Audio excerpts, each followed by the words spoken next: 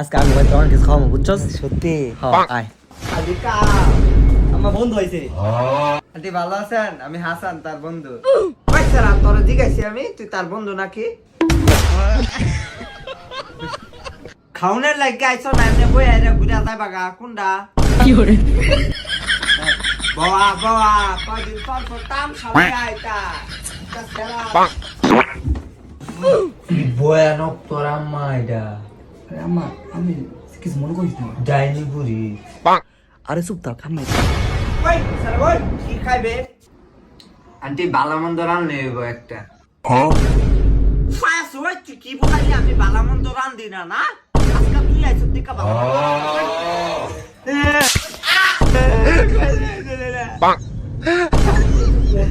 মামা বেশি কথা কইস না, আম্মা জানে চুপচাপ খেলবি।